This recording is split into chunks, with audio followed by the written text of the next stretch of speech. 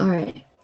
Hare Krishna, everyone. Welcome to the 8th session of the Bhakti Jnana course, which is chapter 5. And we're going to look at Karma Yoga, which is action in Krishna consciousness. So just before we start the prayers, Namo Om Vishnu Padaya Krishna Prasthaya Bhutale Srimate Bhakti Vedanta Swami Namine Namaste Saraswati Devi Gauravani Pracharine Nirvishesha Shamyavadi Pashyati Deshatarine. Okay, so the short summaries that we do. So far, in chapter 1, Krishna presented as the main man, and Arjuna didn't want to fight, which is a weakness of heart. So if we all remember chapter 1, it started off with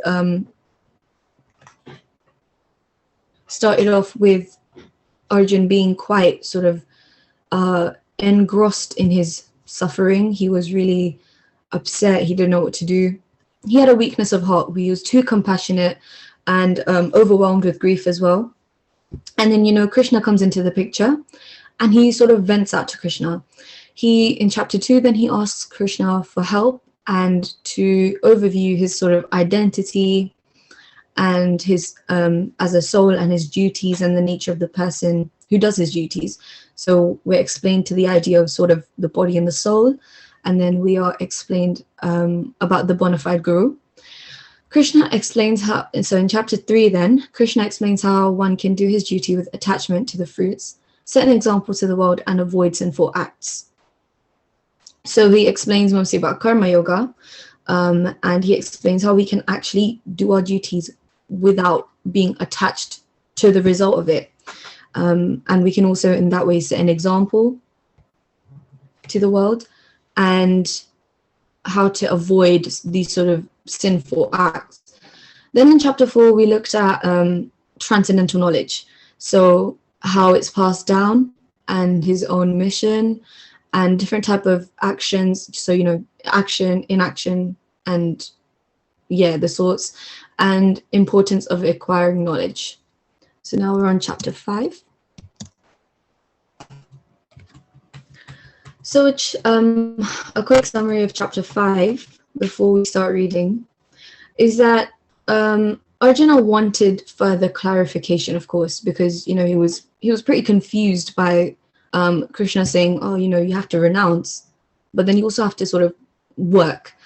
So he was a little bit sort of confused by that, and but Krishna explains it further in this chapter, and he says that outwardly performing all actions but inwardly renouncing their fruits, the wise man is purified by the fire of transcendental knowledge, attains peace, detachment, forbearance, spiritual vision, and bliss. So basically what this is saying is, externally you do everything you have to, materially, and also any spiritual services that you have to do everything externally, balance it out. But inside, you can't be attached to the fruit. If you know you're going to get something good or you're going to get something bad, just don't be attached to it. So that gives you that sort of inclination toward spiritual knowledge, and then you gradually attain that peace, detachment. You gain a spiritual vision because you're not looking at it from a material angle anymore. You're not doing it from a sort of material point of view. So how we can get there is every journey starts with a step, of course. And in this chapter, Krishna explains how to take steps in the right direction. So Krishna has, until now, he's sort of explained to us the theory, like the concept of the body and the soul. He's told us everything, and he's told us how we should be. But now he's starting to lead us there. He's starting to guide us actually from here, because he takes us on that sort of pathway with him and guides our direction. So there are steps leading to further entanglement in worldly complexities, but there are also steps that lead to a life of liberation, freedom, and tranquility. So of course it's up to us with which path we choose, and I'm sure we're going for the second one, since all of us are here learning about the Bhagavad Gita. But in such a world, a lot of people are entangled, and what we're looking to do is we're looking to lead that life of liberation. We're trying to walk on that path. So the themes of this chapter are Nishkama Karma Yoga, which is described as where the results are surrendered to the Lord. So anything that you know you might get from doing something, you just leave it up to the Lord. The result of such action is that we, the soul, not the body, we realize we are not the doers. When taking the shelter of the Lord, the soul will see all souls with equal vision. So that idea of equality within souls. And the Lord also gives the first hint of Ashtanga Yoga to Arjuna. So understanding the position of the Lord leads to the peace formula, essentially. That's another theme. And we are active beings constantly making plans for the future. That's really important. I think that's something that a lot of people do, especially in my age, actually. We start to think, oh, we need to study this to become this, to earn this much money so that we can, provide for someone else, have a family, give back to our parents. And we plan our whole life like that. We try to organize our life. But we're going to read so on about why that's not probably the best option. Our thoughts manifest in actions. So here is the sort of the difference between a positive and a negative mindset. Repeated actions form habits. Those habits make up our character, and that character determines our destiny. So these are the themes. Quite a lot, but really, really important to know. I think most of us we must already know these things, but we're just going to look at it in terms of a spiritual point of view. So can I have a volunteer to read once the texts are up, please? Yeah, I don't mind. Thank you, Urvi. Okay.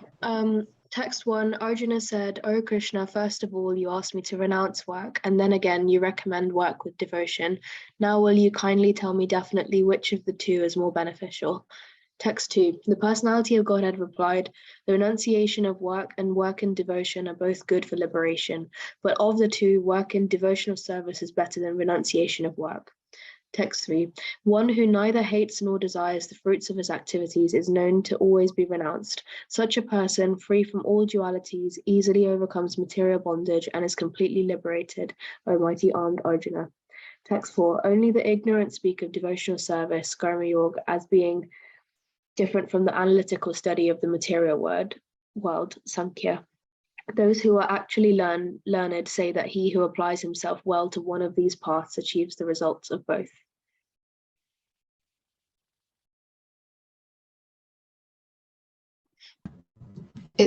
Text 5 is coming up now. Okay. Text 5, one who knows that the position reached by means of analytical study can also be attained by devotional service, and one who therefore sees analytical study and devotional service to be on the same level, sees things as they are. Text 6, merely renouncing all activities yet not engaging in the devotional service of the Lord cannot make one happy, but a thoughtful person engaged in devotional service can achieve the supreme without delay. Text 7, one who works in devotion, who is a pure soul and who controls his mind and senses is dear to everyone, and everyone is dear to him. Though always working, such a man is never entangled. Text 8 to 9, a person in the divine consciousness, although engaged in seeing, hearing, touching, smelling, eating, moving about, sleeping, and breathing, always knows within himself that he actually does nothing at all. Because while speaking, evacuating, receiving, or opening or closing his eyes, he always knows that only the material senses are engaged with their objects and that he is aloof from them. Text 10, one who performs his duty without attachment, surrendering the results unto the Supreme Lord, is unaffected by sinful action, as the lotus leaf is untouched by water. Text 11, the yogis, abandoning attachment, act with body, mind, intelligence, and even with the senses, only for the purpose of purification. Text 12, the steadily devoted soul attains unadulterated peace because he offers the result of all activities to me, whereas a person who is not in union with the divine, who is greedy for the fruits of his labor, becomes entangled.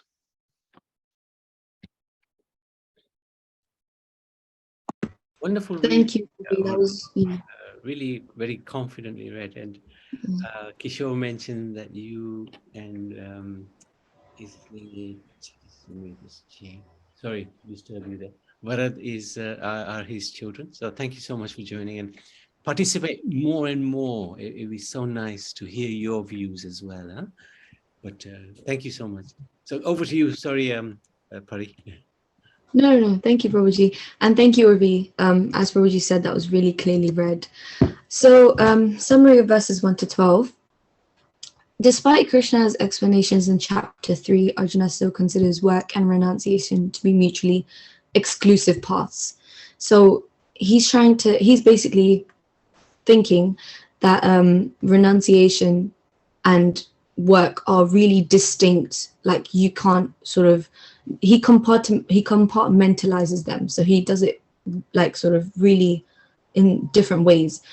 But actually, you can do both at once. And thus Krishna elaborates, an individual who works in a spiritual consciousness is automatically elevated to the platform of renunciation.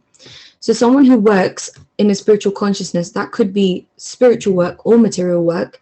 If you're keeping your mindset in that spiritual consciousness, you're automatically elevated to the platform of renunciation. So it's not distinct. They're not two completely different things. You can do both of them at once.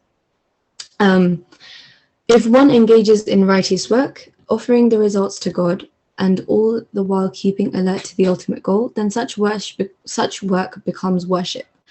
So if one engages in the righteous work, offering the results to, So what they're saying is that any work you do, if you offer that result to God, and if you remember that what I'm doing is, this is supposed to be for God, then it becomes worship. Automatically, you're worshiping. For most people, it would be premature and detrimental to sever themselves from worldly relationships and duties in pursuance of spiritual perfection. So many people sort of find it really like detrimental, like it's really bad for them to cut off like worldly relationships and duties, but that's sort of their mentality, and their reasoning is that they're unable to do both at once. So they can't manage to combine them and do it together. So they think that they have to give up sort of worldly relationships and duties just to attain that spiritual perfection, but that's not the case. Thus, the path of Karma Yoga offers a progressive means of spiritual development, which simultaneously simultaneously staying in the world. So Karma Yoga, or perhaps Nishkama Karma Yoga, it's progressive because you're able to spiritually develop yourself while doing material duties. Obviously, provided that you surrender that result to God. So just as a lotus leaf is surrounded by water but remains completely dry, one can stay in this world and still remain aloof from its nuances. So obviously, the analogy of a lotus, even though it's surrounded by water and it remains dry. So if we take that into context for us, we can be spiritual and bloom in spirituality while not being sort of soaked by material desires. And so lesson 19, how to purify our work obligations. A portion of the results should be used in service of the Lord. So Rupa Goswami, one of the six Goswamis, set the standard, which was 50% devotion to Lord, and then 25% to family and 25% reserve. So whatever you do in these sort of departments, for the Lord, for family and reserve, you should obviously do what is required materially, but also you should do it in a spiritual consciousness, like it was mentioned in the first bullet point there. So do whatever is practically to link yourself to spiritual sort of elevation, rather than just thinking like they're two different things. So Prabhuji, anything to add? No, you spoke well. I think the idea is that karma yoga is where you're not attached to the fruits, But where it goes further into Krishna consciousness, because karma yoga itself may not lead you to Krishna. It's where karma yoga, you're not attached to the fruits, but you offer your fruits to the Lord. That makes it karma yoga, action in Krishna consciousness. So that's the distinction, where you're actually offering your fruits to the Lord and his devotees. And just to mention that, this formula that has been set, as Pari very nicely said, we have to be very practical in this day and age. But it's important that we do give in charity. It is very, very important, and according to our circumstances. So that's the thing I wanted to just share. Okay, thank you, Pari. Thank you, Prabhuji. So yeah, like just to like sort of give an example, a lot of people can't compartmentalize these things, but like for example, even everyday activities, you can link them.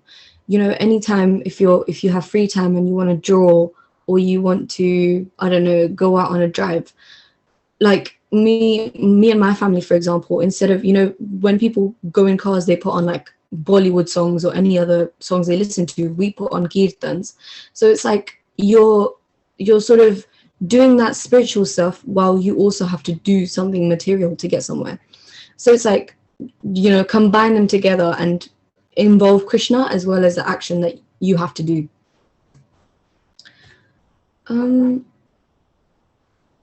Yeah, did we stop at text 13?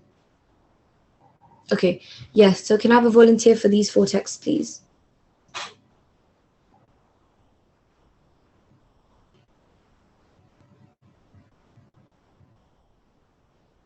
Okay, Ishwari and Kishori, yeah. You can go ahead. Text 13. When the embodied living being controls his nature and mentally renounces all actions, he resides happily in the city of 9 gates, the material body, neither working nor causing work to be done. Text 14. The embodied spirit, master of the city of his body, does not create activities, nor does he induce people to act, nor does he create the fruits of action. All this is enacted by the modes of material nature. Text 15. Nor does the Supreme Lord assume anyone's sinful or pious activities. Embodied beings, however, are bewildered because of the ignorance which covers their real knowledge. When, however, one is enlightened with the knowledge by which nescience is destroyed, then his knowledge reveals everything, as the sun lights up everything in the daytime. Thank you, Shri. Thank you, Kishori. So I think that was a bit short, but you know, really important. So that's why there's a summary really quick after it. So the summary of verses 13 to 16. While living in this world, one can easily assume the mentality that they are in, the director, the controller, and the breadwinner. In reality, Krishna explains that there are 3 doers in any activity.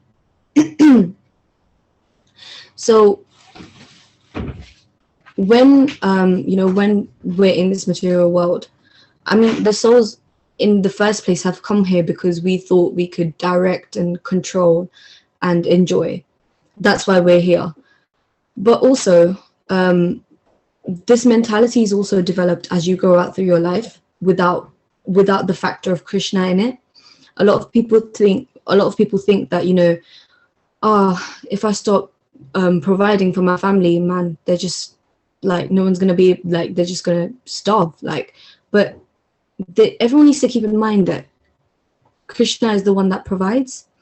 And you know, if for some reason like I'm not there, what are my kids gonna do? How are they gonna survive? How are they gonna do this, gonna do that? But you, like, it's a mentality where they think they control and they actually do stuff. But tomorrow, if anyone is not there, the world's not gonna stop, you know, rotating. So in that sense, a lot of people believe that they are the director, the controller, and the breadwinner. But in reality, Krishna explains that there are three doers in any activity. So the individual soul can only desire.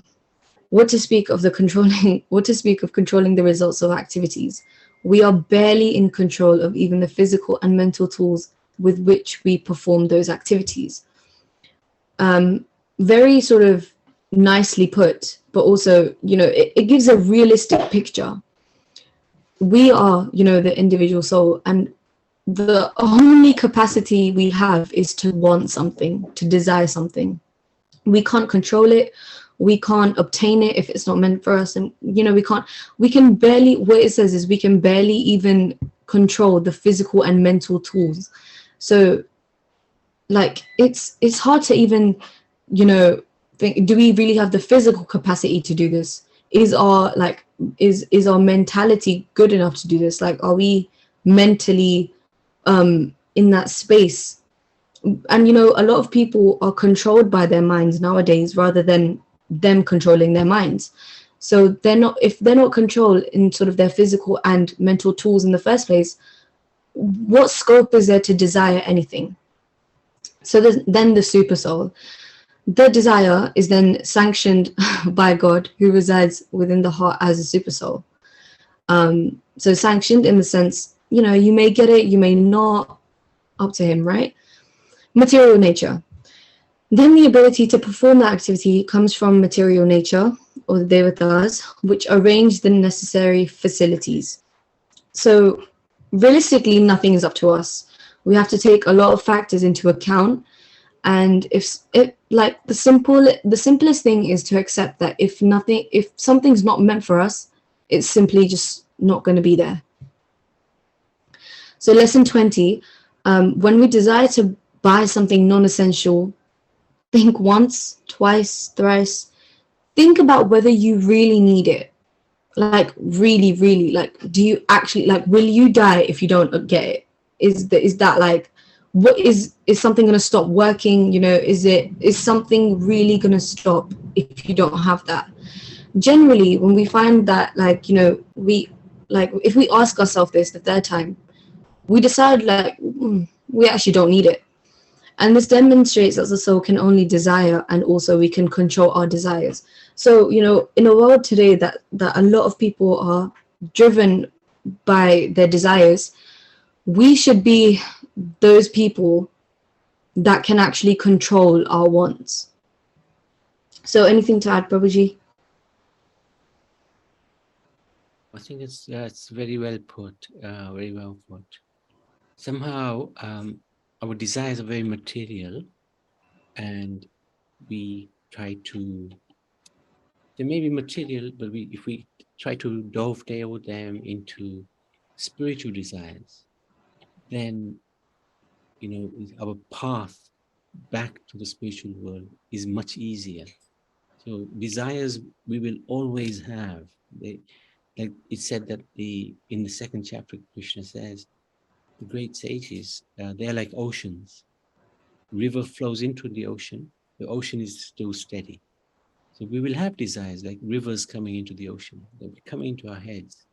So if we stay steady, then that is what is required really for spiritual advancement. So if we somehow have those desires, and we know we're going to have the desire, we just spiritualize the desires. So if you like something like, okay, we have to buy a new car, for example, we'll buy a car which is going to help us go to the temple much more regularly. We can do seva for the Lord. We can do lots of different. So we try to use that angle, not to justify our material desires, but to actually dovetail them into spiritual desires. It takes some doing. Okay, thank you. Thank you, Prabhuji. So there's the slide is going to come up on your screen, but it's not necessarily in a text. It's just it's the relationship between the soul, the super soul, and the modes of material nature. So that's the soul in the middle. Now a soul's desires, the Lord doesn't interfere in that. whatever we want, it's not going to be sort of interfered by with God. Krishna is never going to say, okay, now you shouldn't, like, don't have that, or you can't want that. That's never going to happen. But it's, yes, it is up to him if we get it or not, but he never stops us from desiring anything. The Lord as a super soul sanctions those desires that the soul deserves. So in that sticky note next to it, Lord is the director of the choreography, who causes activities to be done through material nature. Basically, we can only do something if the Lord wants us to. And so he's going to be able to sanction those desires. If we deserve it, then we will get it. If we don't, then we won't. And obviously, there's a lot more factors in that. It's dependent on karma. It's dependent on what our desire is. If our desire is something sort of spiritual, then it's like, people generally say, like, if you take one step to Krishna, Krishna takes 10 hundreds towards you. So that's a pure desire. That's a bhakti orientated desire. So the Lord would never sort of say, oh, you're not deserving of this, because that is a desire that's pure to him. But in terms of material desires, those are dependent on your karma. So in that way, the super soul sanctions if you deserve it or not. And then the modes of material nature carry out the actions to fulfill those desires. Body and actions are choreographed by the modes. So the modes of material nature, so sattvagun, rajagun, and tamagun, or goodness, passion, and ignorance.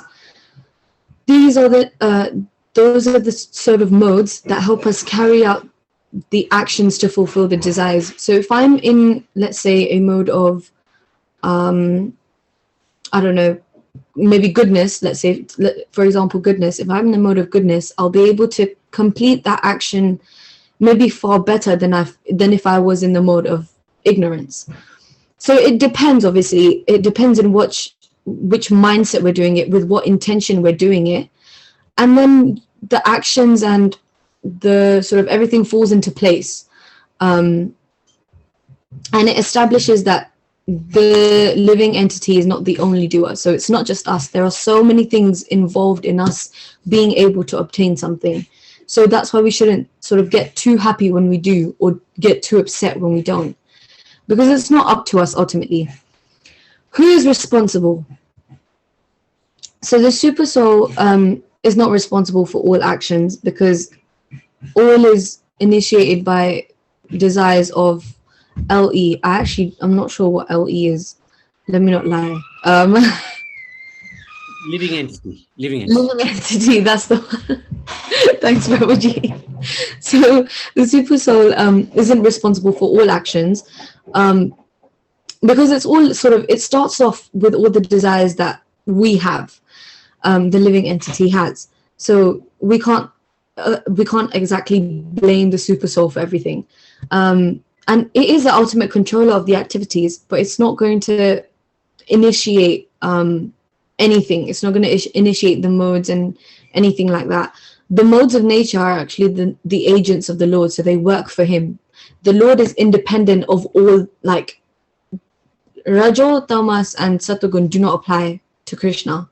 He's above all of that, above everything. It's just because we live in material nature, so that's why we have those modes.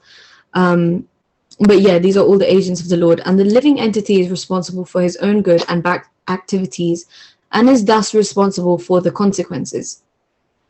So we are in charge of the desires that we have. We are responsible for what we do for it. And so this makes us responsible for the consequences as well. And the benefits of understanding the position of the Supreme is that it leads to the state of perfect knowledge, or transcendental knowledge, that we looked at in chapter 4. When one surrenders unto the Lord, and happiness and real peace. So when we realize sort of this relationship between the soul and the super soul and the modes, it causes us to really think about our desires and what we should be desiring for. Because ultimately, like it was said, we're responsible for our own good, and we're responsible for our actions and our consequences. So once we surrender unto the Lord, we won't have desires that are like directly material, and it would lead us to us being more sort of happy and peaceful because we're not directly initiating with material desires. So can I have a volunteer to read from text 17, please?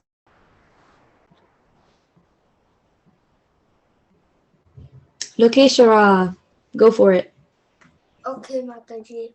Text 17. When one's intelligence, mind, faith, and refuge are all fixed in the Supreme, then one becomes fully cleansed of misgivings through complete knowledge and thus proceeds straight on the path of liberation.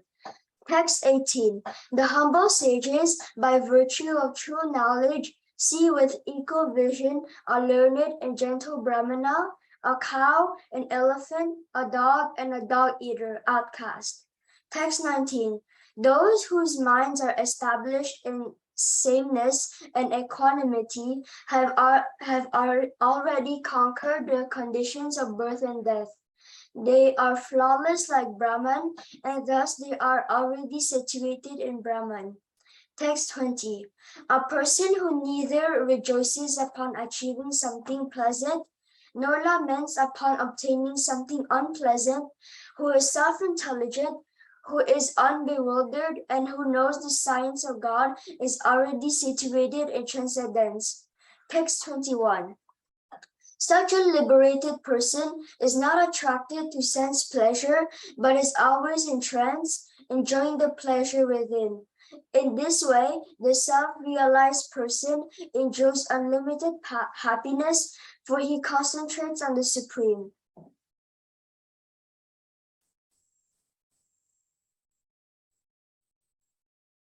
Text 22. An intelligent person does not take part in the sources of misery which are due to contact with the material senses.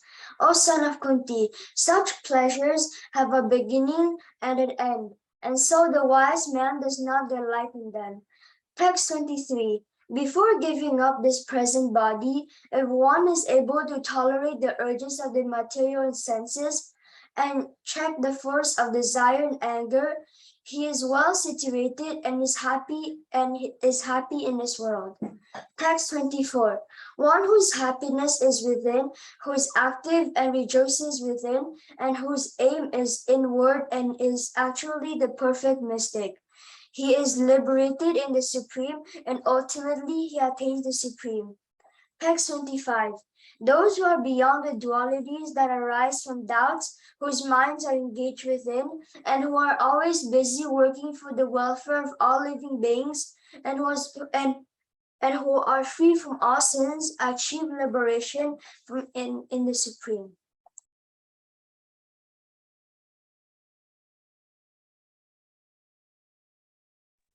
Text 26. Those who are free from anger and all material desires, who are self-realized, self-disciplined, and constantly endeavoring for perfection, are assured of liberation in the Supreme in the very near future. Text 27 to 28. Shutting out all external sense objects, keeping the eyes and vision concentrated between the two eyebrows, suspending the inward and outward breaths within the nostrils, and thus controlling the mind, senses, and intelligence, the transcendentalist aiming at the liberation becomes free from desire, fear, and anger. One who is always in this state is certainly liberated.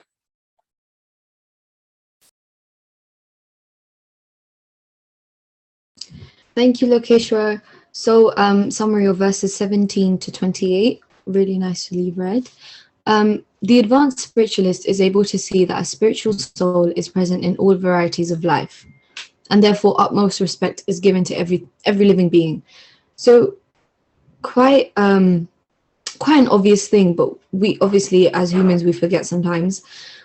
Someone who is advanced in spirituality, which is where we want to be, is able to see that his spiritual soul is present in all varieties of life.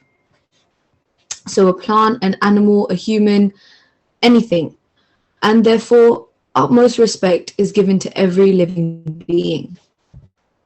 Pretty straightforward. And a humble sage sees everyone equal. Vidya vinaya sampanne brahmane gavihastini suni chaiva svapecha pandita samadarshinaha.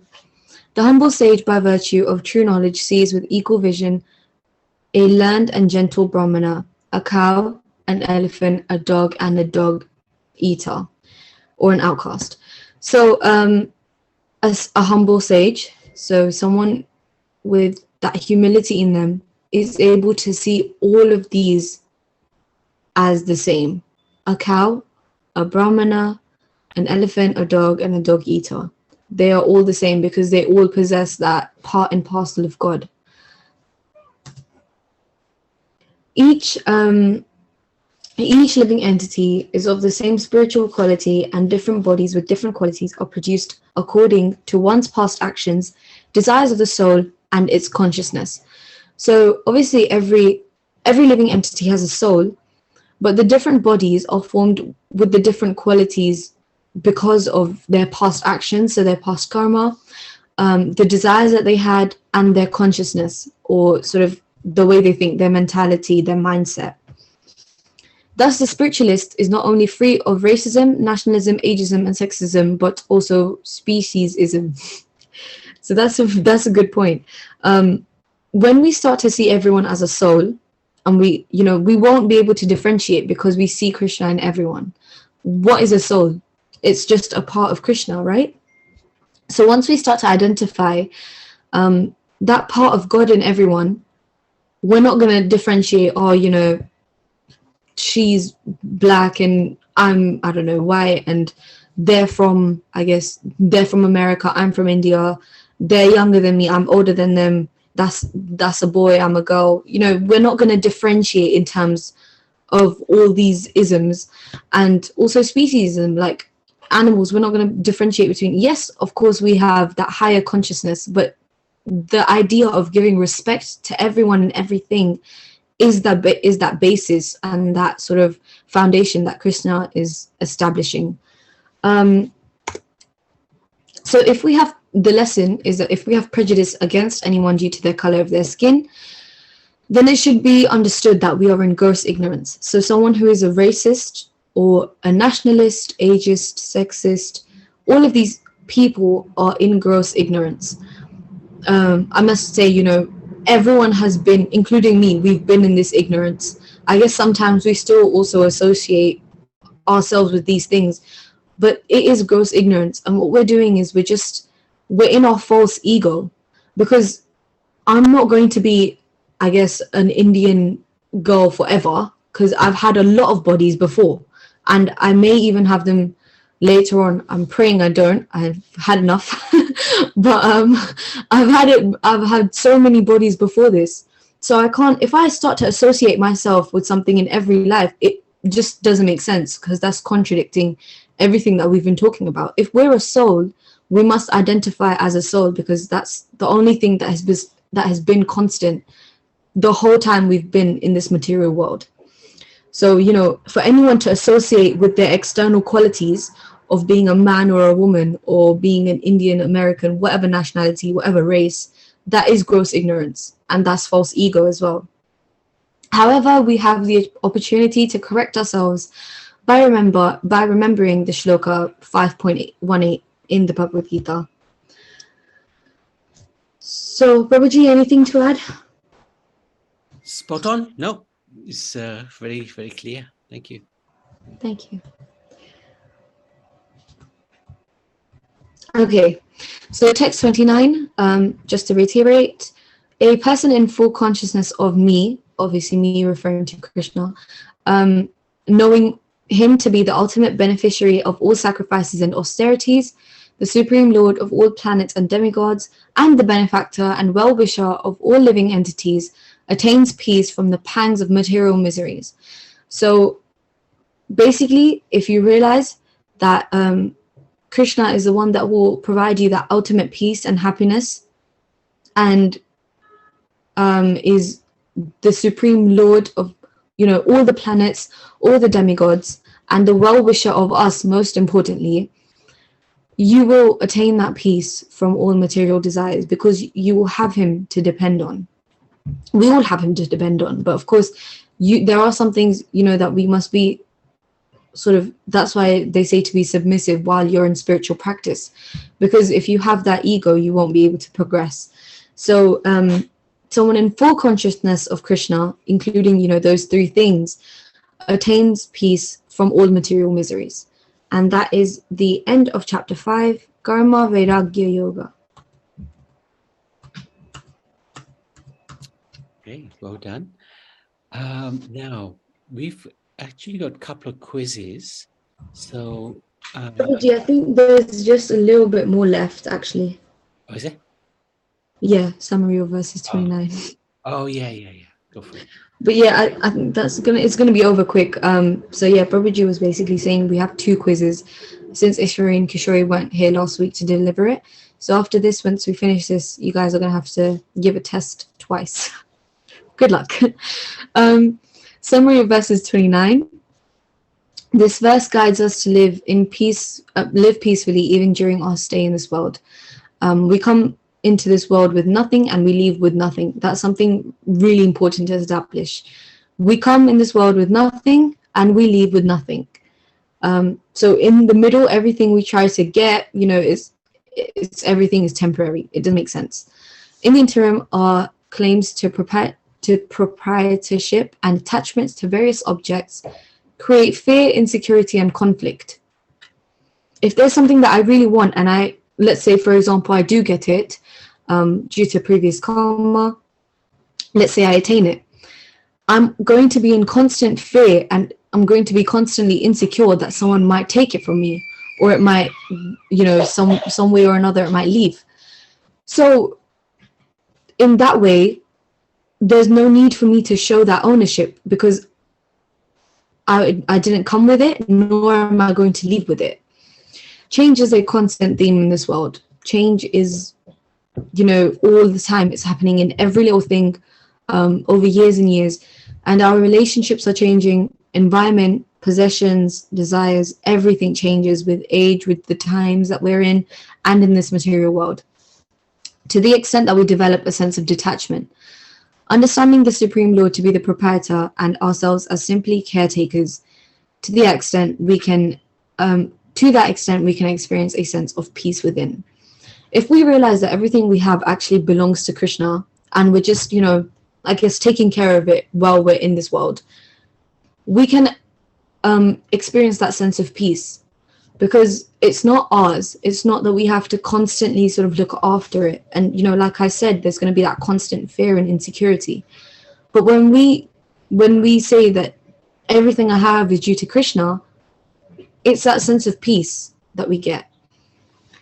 So lesson 22, when we feel stressed about a particular situation and thus not at peace with ourselves, try to analyze the reason for the stress. Obviously, we're not saying overthink. Overthinking is bad. Don't do that. But try to analyze, why do you feel the stress? Once you realize that stress doesn't make sense because maybe that object isn't yours in the first place. Everything we get, if we link it to Krishna, nothing is ours. It's all his, including us, including ourselves.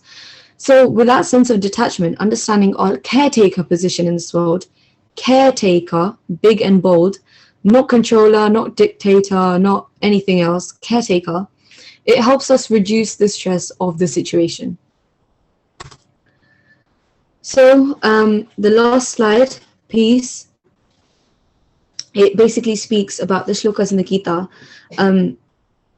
in ways which you can attain that peace. So, in 18.62, which is the last chapter, for example, Krishna says that when you surrender onto him utterly, you will attain transcendental peace and come to the, eternal abode, which is Golok Vrindavan. So a lot of such, probably you can send this PowerPoint on the group so that you can read all these shlokas. And yeah, last slide. I think we're done. Anything to add, Prabhuji? No, that was good. Thank you. Thank you so much. Very good. Thank you. It's Okay, good Ishwari and to- Kishore. Yes, Prabhuji. into the detail is good. Yeah, no, it's good. Very good. So yes, they will have questions. The thing is, I think Ishwari Kishori, how many questions have you got? 7. And I think you had some from the week before as well, right? Oh, the 2 weeks before. No, Prabhuji, because you Okay. finished them all off. Okay. So, has anybody else got any questions? Just to get an idea.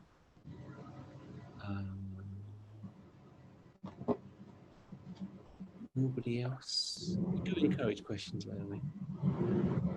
Did I explain that well? No one has any questions. Partly to do with it, yeah. No, I'm kidding. I don't think I did that. I don't think I did that well. Let's go to the quiz. And Ishwari, keep your questions, and we'll address them next week, hopefully. Because 2 quizzes today it'll take a little time. So you've posted the quiz the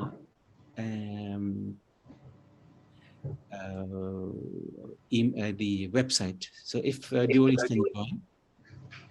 So Ishwari and Kishori, while everyone's joining, you can ask me one or two Yeah, quick good, questions that you have. Good. Okay.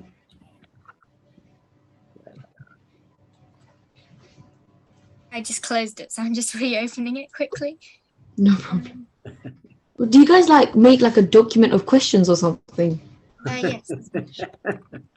We have a document which once we ask all the questions, we just get rid of it. So we can just open it next week and then we can write down. You're really amazing children. I think we should do these questions next week because we only have 7 questions, but they're very long and I don't know whether they're Fair enough. or You whether know it your sounds questions best. complicated. Yeah, you know your questions best. I'll take your word for it. I'm sure they're long. Okay, so She's should just I being share the kind to us.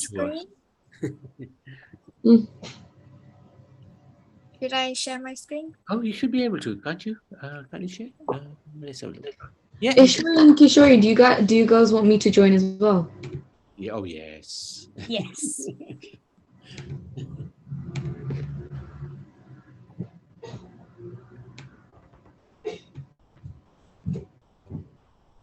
All right, give me a second then.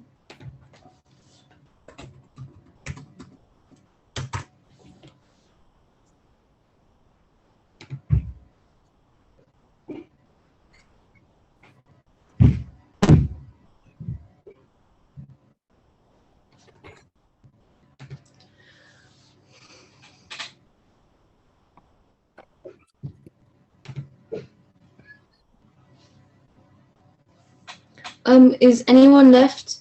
If not, we can start. So please let us know in the chat or unmute yourself.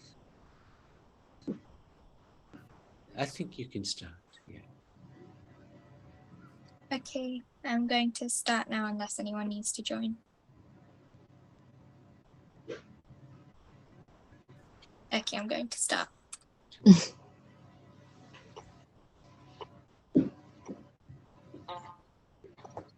What is the title of chapter 3? Karma Yoga, Jnana Yoga, Bhakti Yoga, or Laughing Yoga?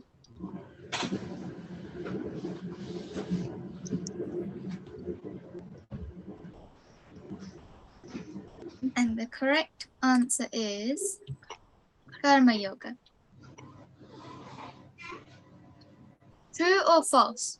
One who restrains the senses but thinks about sense objects deludes himself and is called the pretender.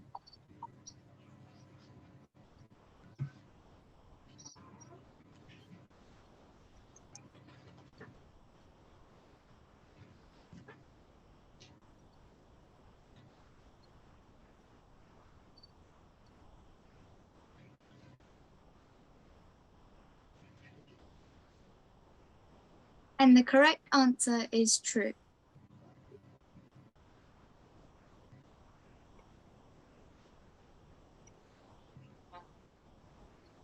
Arjuna wanted knowledge of Karma Yoga to turn into action, so he asks Krishna, for whose benefit did he ask for?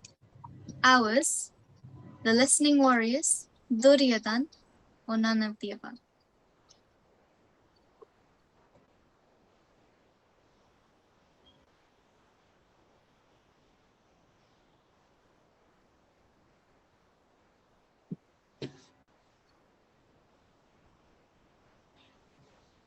And the correct answer is ours.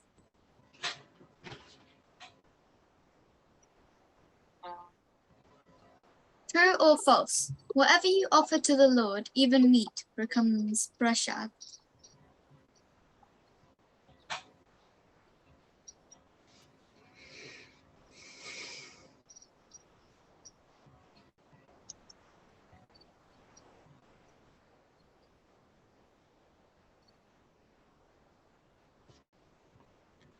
Guys, I can see a lot of people that said true on Ishori and Kishori's screen. It's false. Me and It's Kiki were 100% false. We cannot offer meat to God, or onion and garlic for that matter. we were just looking at each other very shocked.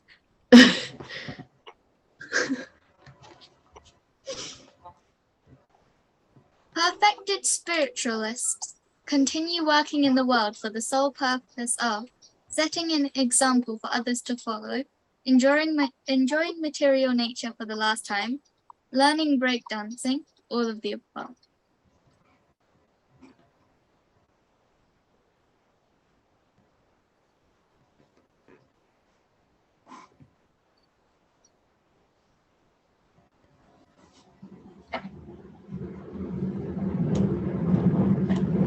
And the correct answer is the first one.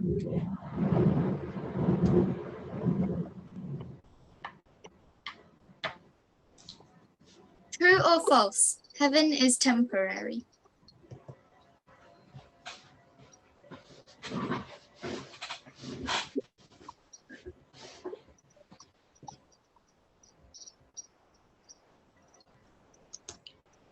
That is also false. Heaven is temporary. I think you mean it's true. It's true, yeah. Oh, It's true, heaven is temporary. yeah. That's what I meant. Sorry. I think I said it wrong. You were just testing What? us. What do you use to count how many times you chant on? Yeah.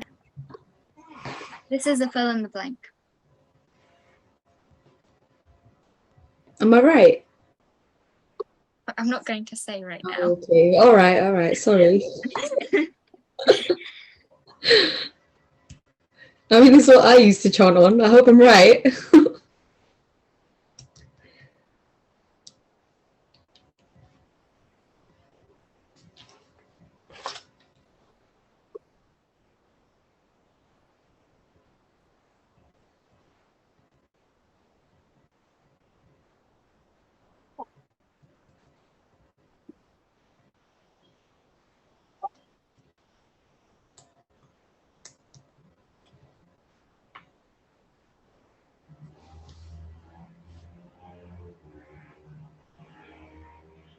And the correct answer is beads.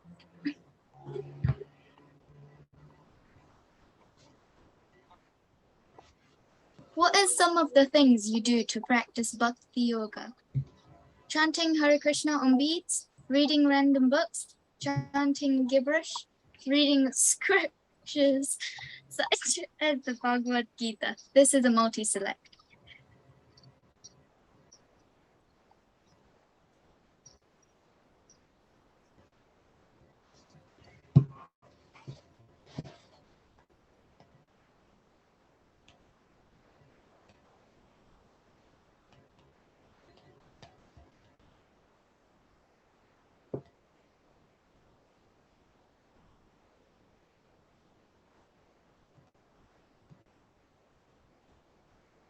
And the correct answer is the first and the last option. True or false? Practicing Bhakti Yoga will free us from the attachments to this world and set an example for all.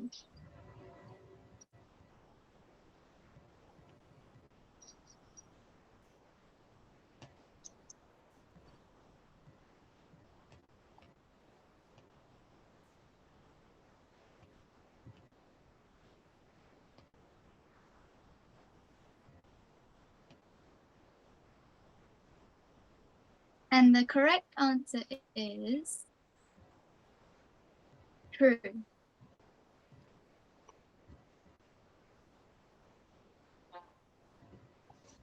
What can one do to destroy lust at its source? Follow the 4 rules and regulations. Sharpen the intelligence by chanting and hearing the holy name. Strengthen the physical body with press-ups. Sharpen the mind by doing brain teasers. This is a multi-select.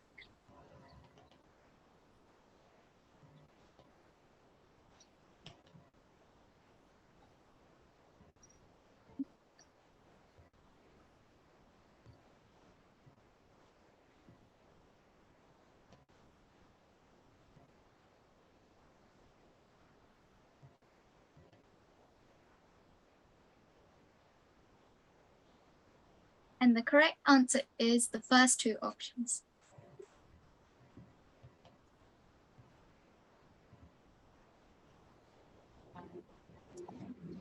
True or false? The soul is higher than intelligence.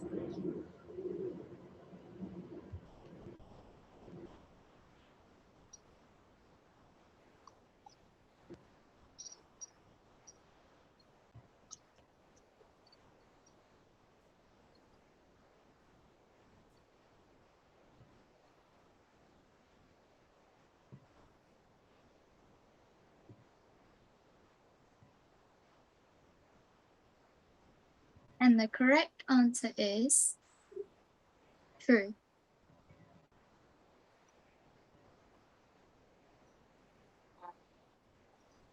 The senses, mind, and the intelligence are the for lust. Okay, what is it actually with the breakdancing? Because I don't know. We've started a theme which runs through our quiz. yeah. No, I can sense it. It's pretty cool, actually. Never heard that one before.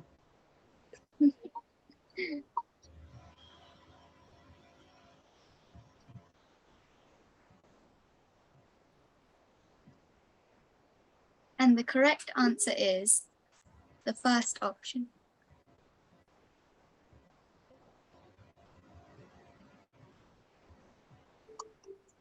In third place, we have Bharat. In second, we have Lokeshwar. And first, we have Buddy. Haribo. Okay, in all fairness, I did try to not do them correct, so You tried to do it not correct and you still got first? I guess. My goodness. Okay. So that's the first cute quiz. Yeah, I'm just going to stop sharing. Okay. And just something that Pari mentioned, which I think is a brilliant idea, is we should have at one point an interactive session, how Bhagavad Gita we feel is affecting our lives.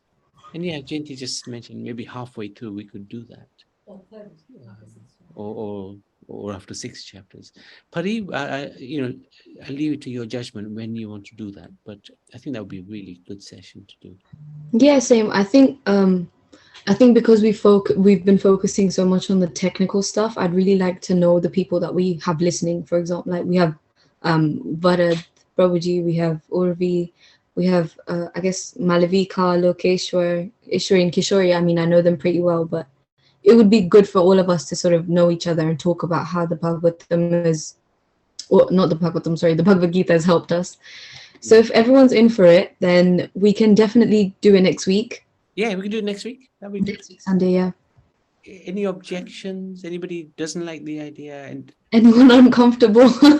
uncomfortable? You don't have to feel uncomfortable. And we don't even have to record it if anybody is feeling uncomfortable. We don't have to record it. And guys, this is purely because I feel like I'm the one talking too much during the sessions.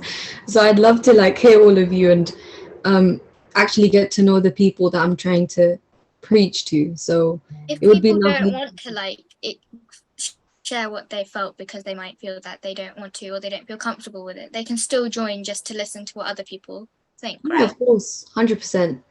So Urvi, Varad, Malavika, Lokeshwar, any objections? And if not, you can just agree to it as well. Until then, we'll just join the next quiz.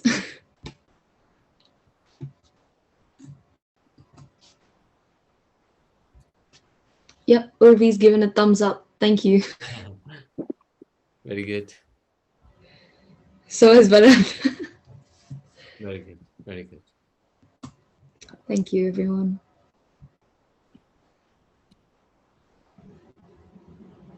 I've put the second quiz link in the chat. Oh, thank you. Well done. Now, did I send you the recording of that? How did you make a quiz up? I just look for it on YouTube and then I find it. Oh, well done. Okay. Oh, I didn't even realize I published it. Okay, thank you. I think it's the right one. Now that you said that, it's got me worried now that I've made a quiz on the wrong thing. Let's see. I really like the way you operate. Amazing, you two. Thank you, Prabhuji. Free, in fact.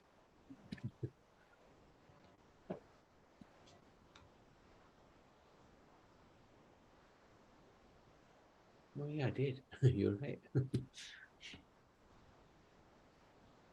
Good.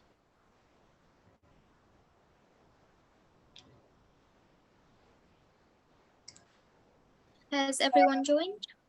Yeah, I think it was just us six in the last one as well. So most Okay, likely. I'll start then.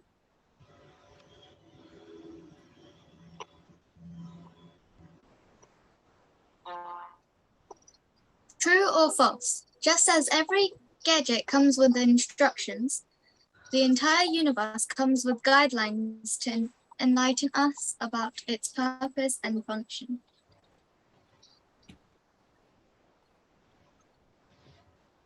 It was me that said false, by the way. I don't want to come first again. Okay. The correct answer is true.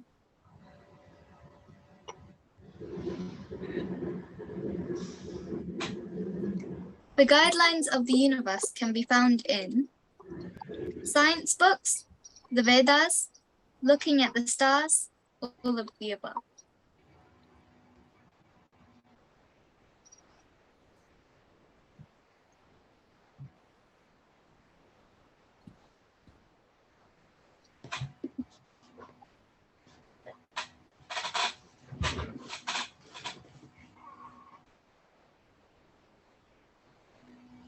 And the correct answer was the Vedas.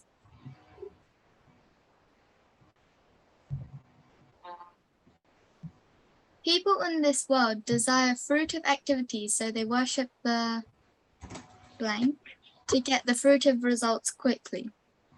This is a fill in the blank.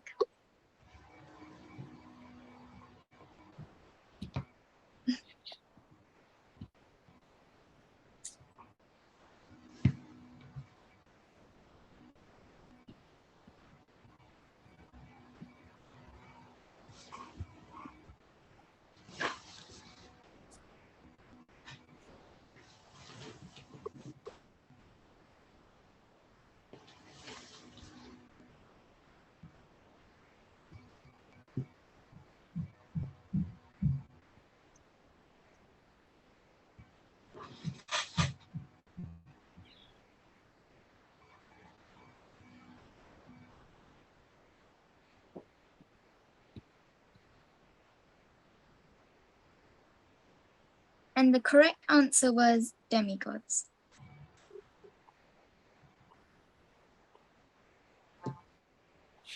True or false? The more we connect with the Lord, the more he connects with us.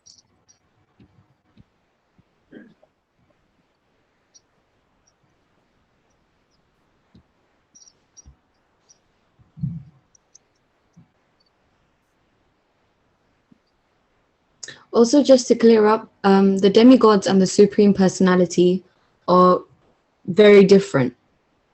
The Supreme Personality is at the topmost, whereas the demigods are just all under him. So when we worship Krishna, we might not get what we want instantly, but we get the best for us. But yes, with demigods, when people worship them, they get fruitive results, but it doesn't help them spiritually elevate. That's the difference. Sorry, Ishri and Kishore, you can move on. Continue.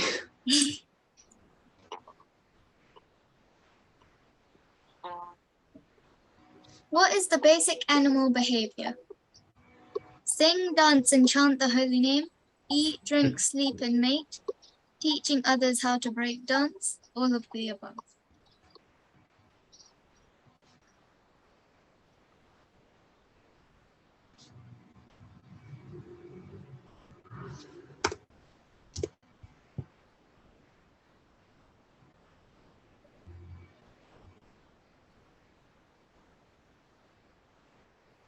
And the correct answer was the second option.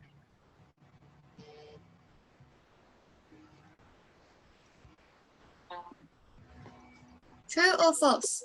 Lord Krishna isn't the avatar.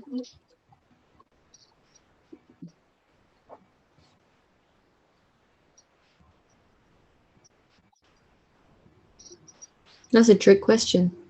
Smart. Thank you.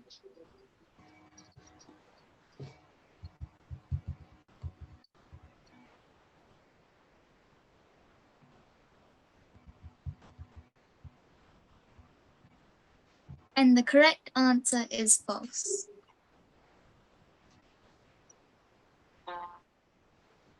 Even the intelligent are bewildered in determining what is action and what is. This is a film.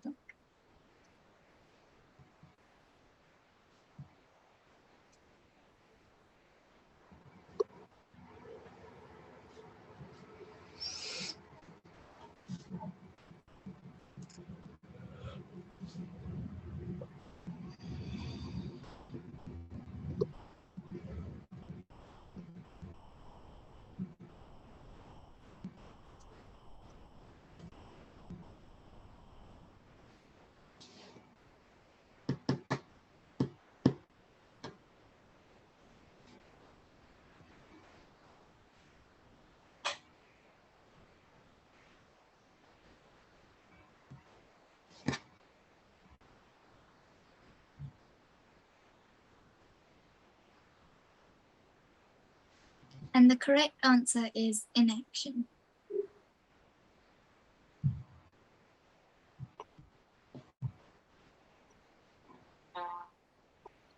True or false? Doing bad actions gives you good karma.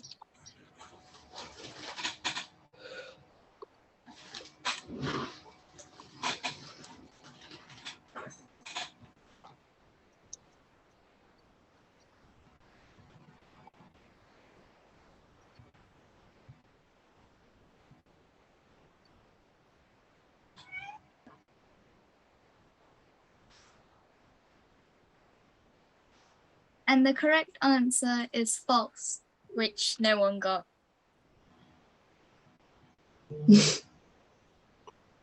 That's really concerning because I did mine on purpose.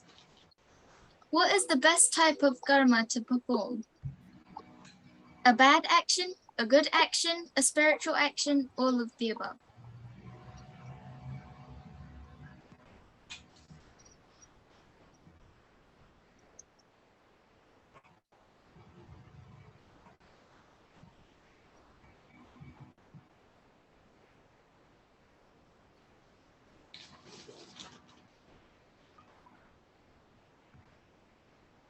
And the correct answer is a spiritual action.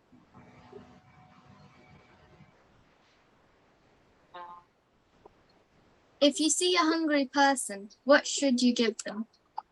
Money, nothing, food, or prasad?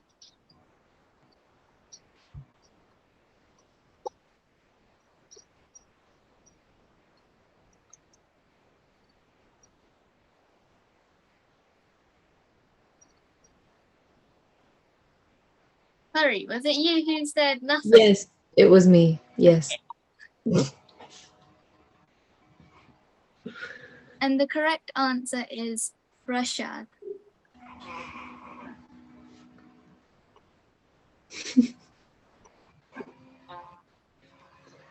In order to acquire, understand, and realize transcendental knowledge, one must make a living, book, breakdancing performance, sacrifice, all of the above. Something went wrong with the spelling, so Don't I did not write it like that. Don't worry, don't worry. We understood.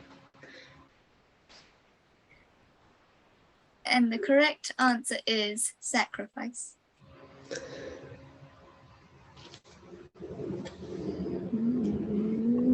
In third place is Varad, second Nikhilesh, and first is Lokeshwar. Very good. Well done. Well done, everyone. Thank you. I have to say, some of those answers were a little dodgy, and perhaps we can discuss them at some point. Anyway, maybe it's the way, I mean, the questions were, I thought, were clear, but sometimes that could be the issue. But anyway, let's stop there.